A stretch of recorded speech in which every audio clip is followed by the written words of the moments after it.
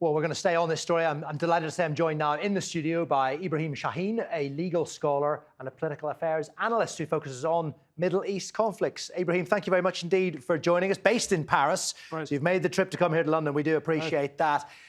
Look, we'll pick up on what Mohammed's just been saying there. Clearly, phase one of the ceasefire is coming to a conclusion, although we don't know if it will be extended or will stop and phase two will begin. I mean, where do you think we lie right now? Because there appear to be big questions over what happens next. I mean, you're completely right. There is a big question about the next step. What's next for Gaza? We're still at the end of phase one, basically the release of prisoners and hostages, and we saw that there was this temporary truce, and we're trying to go to phase two.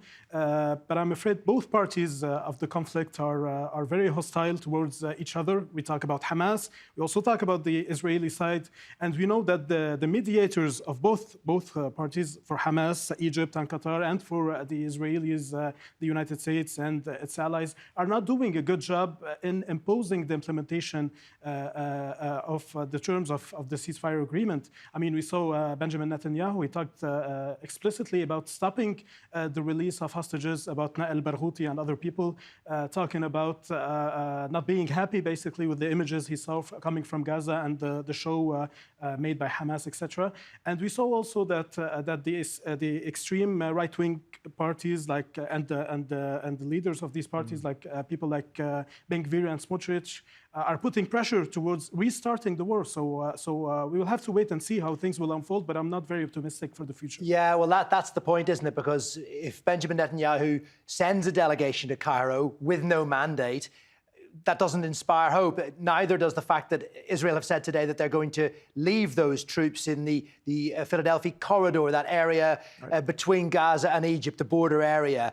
So there's two things. That was supposed to happen.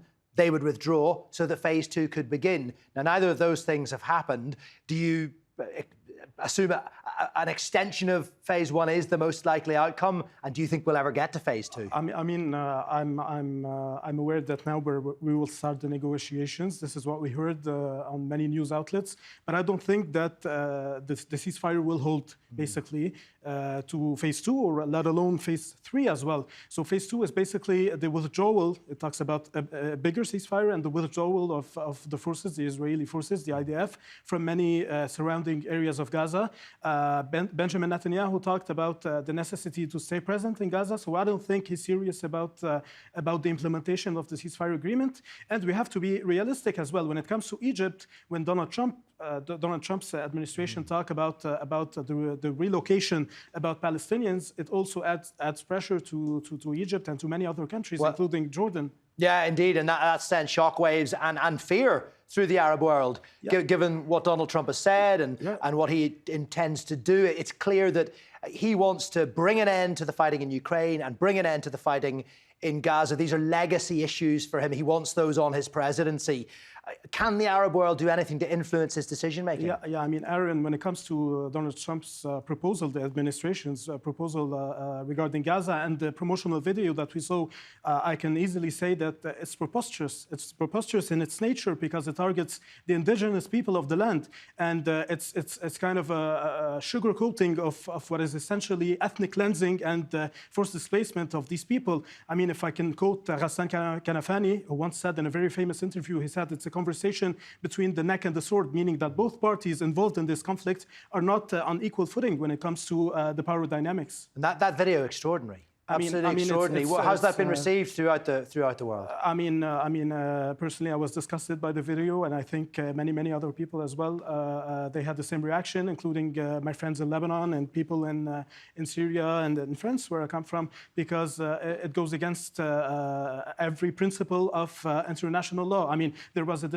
recent decision by the ICJ talking about the right of Palestinians to self-determination in the land that was occupied after 1948. 1967, after the so-called 6 Days Wars, the 6-Day War. But there's also a violation of the Fourth Geneva Convention that talks about the protection of vulnerable population and the necessity to protect them and not transport them without their will. Also, there's the basis of what we call in the Rome Statute war crimes and crimes against humanity, Article 7 and 8 of the Rome Statute. So all of that combined creates a major violation of international law, and it creates, and this is the most important thing, it creates a precedent that can be applied in other areas. And you saw, Aaron, the pictures coming from the West Bank. I mean, who can guarantee that the same thing will not happen at the West Bank? The tanks are attacking people in Jenin and other places, and they are forced to flee.